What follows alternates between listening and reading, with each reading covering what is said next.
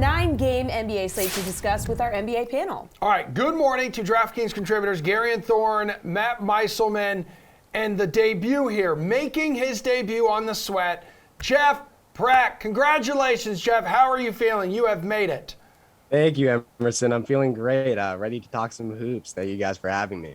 All right, awesome, dude. Well, you're up first. We're going to start on the DFS side of this slate. Who is your must roster play?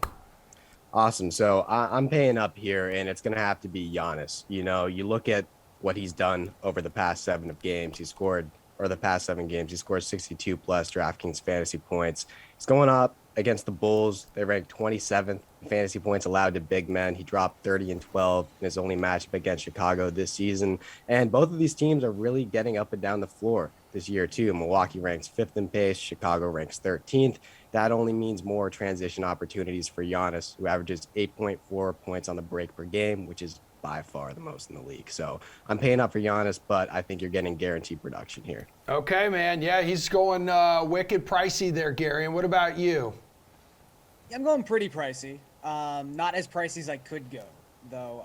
I think at center tonight, I'm looking at Karl-Anthony Towns. And obviously, whenever you play a center not named Nikola Jokic, you're a little worried, especially when Jokic is going up against the Houston Rockets, who have been just an absolute tire fire against opposing centers so far this season. But Towns' numbers skyrocket when Anthony Edwards is not on the court. He goes from basically a 28% usage rate to almost a 35% usage rate so far this season. He's also averaging 1.5 DraftKings points per minute when Edwards is off the court so far this season.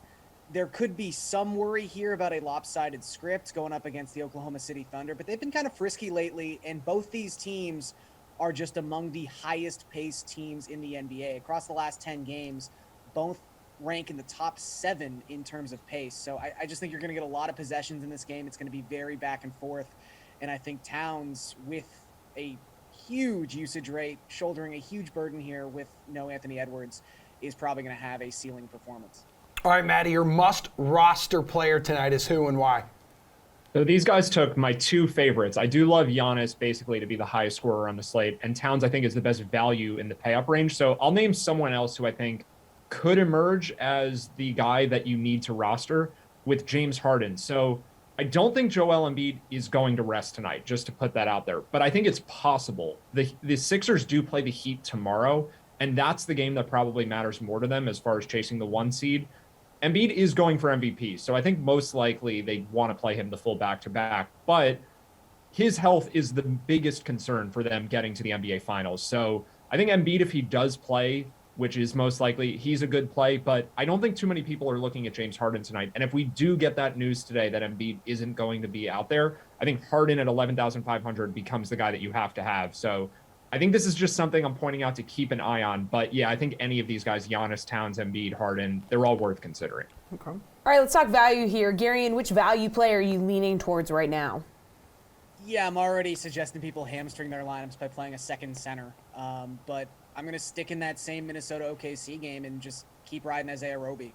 It seems like the Thunder, since the trade deadline, have decided that they just want to see what they have in this guy. Derek Favors is barely touching the court anymore. Roby has started 6 of their last 7 games. Foul trouble has been an issue, and if Karl-Anthony Towns is going to have a massive performance, that could be a little worrisome. But I had that same thought process going into the Thunder's last game against the Nuggets, where Roby had arguably the best game of his career against Nikola Jokic. So if he can survive, he only needs like 25 minutes to really bring back some serious value, because in that 7-game span, he's averaging over 1.1 DraftKings points per minute played. So I think in this up-tempo contest that should be really high scoring, getting as many pieces as possible, even if it's like, Poku or someone like that. But I think Roby of the Thunder plays is my favorite tonight. All right, Matt, where are you going with some value here? Yeah, there's some good choices tonight. I think I'm going to go with Cameron Payne, though, for a couple reasons. This is his 2nd game back, and in the first game against Portland the other night, he only played 20 minutes, and I think that minutes limit, which it kind of seems like is what happened, is going to scare some people off. But that game was a blowout, and I think if the Suns had not blown out the Blazers, I think if Portland had been able to keep it close, I think Payne would have played 25 or more minutes. And for tonight, I could see him getting to around 30 without Devin Booker, without Chris Paul, obviously. So I think people may look at last game and think that Cameron Payne is still a little bit limited. He'll still be popular, but to me, he's not going to be as popular as he should be because he is really the main guard on this offense now. And the minutes restriction from last game, I don't think really is a restriction. I think the Suns were just up by too much. All right, Jeff, what do you think? I'm following Matt's suit here and going with another guard. I'm going to focus on Raul Neto, who has really stepped up for Washington with Bradley Beal out for the season, and obviously Spencer did when he got traded to the Mavs. Neto, he scored 25-plus DraftKings fantasy points in 4 of his last 6 games. The Hawks ranked 23rd in DraftKings fantasy points allowed to guard, and they're coming off a back-to-back. Guards have been pretty effective against the Hawks over the past couple of games. Kobe White dropped 15-5. Marcus Smart dropped 16-6-4. Fred VanVleet obviously went for a big game a couple nights ago. Obviously, Neto isn't as skilled as the guys I just mentioned, but there's potential for a big game against one of the worst defensive guards in the league, in Trae Young. Hey, Maddie, let's go to the DK Sportsbook here. Give us a player prop that stands out to you. Okay, so this is not one that I'm betting yet, but with Joel Embiid as someone who I think has at least a 10% chance of sitting tonight, you have to look at Tobias Harris. And in particular, it's 6.5 rebounds at plus 115 to the over. If Embiid doesn't play, I think Harris almost becomes the center for this team. I'm not sure exactly who Philly would start there. I don't anticipate DeAndre Jordan being ready. They signed Willie Cauley-Stein. I don't know that he makes the rotation. Maybe Paul Millsap is the starting center if Embiid ends up not playing. But we could see Harris play some center minutes. On the one hand, it's a big problem against a very good front court that Cleveland has, but there's just going to be extra rebounds to get for the Sixers if Embiid doesn't play. So this is definitely contingent on Embiid not being in the lineup, but I think you just have to keep an eye on these Tobias Harris props. 15.5 points too. There's just so much more for him to do for this team if Embiid does get the night off in preparation for tomorrow's game against Miami. All right, Jeff, what player prop do you like tonight right now? I'm going with RJ Barrett over 32.5 points, rebounds, and assists. I'm riding the hot hand here. RJ, he's been a man on a mission since returning from an ankle injury. He's hit the over on this number in all 3 of his last games, and he's cleared it quite easily in 2 of them. This is a pretty depleted Suns team without Devin Booker or Chris Paul, and the fact that the Knicks don't have a true point guard has made Barrett step up as a playmaker. He's seen a usage rate of over 30% in each of those last 3 games, and I expect the ball to be in his hands quite a bit tonight. All right, Gare Bear. Yeah, I'm going to go back to Karl-Anthony Towns. His points prop is 26.5 tonight. It is plus money at plus 105. D'Angelo Russell gave one of my favorite quotes of the season following Towns' 39-point performance in their last game where he said, you got to feed him, you got to feed him, you got to feed him. Then if you run out of food, you got to feed him the spoon. Like, they just want to get Towns the ball right now. I think he's in a groove. In the 4 games so far this season, he has started that Edwards has missed. He's averaging 29.3 points per game in those 4 games. And that number could be even higher if you want to fudge the numbers just a little bit. There was that contest recently against Charlotte where Edwards suffered this, probably the initial knee injury that has now become like a nagging knee injury. Edwards was only able to play 17 minutes in that game. And when he wasn't able to play the second half, Towns also went off for another 39-point performance. So I just think with the usage he's going to see tonight, he should be able to clear this number pretty easily.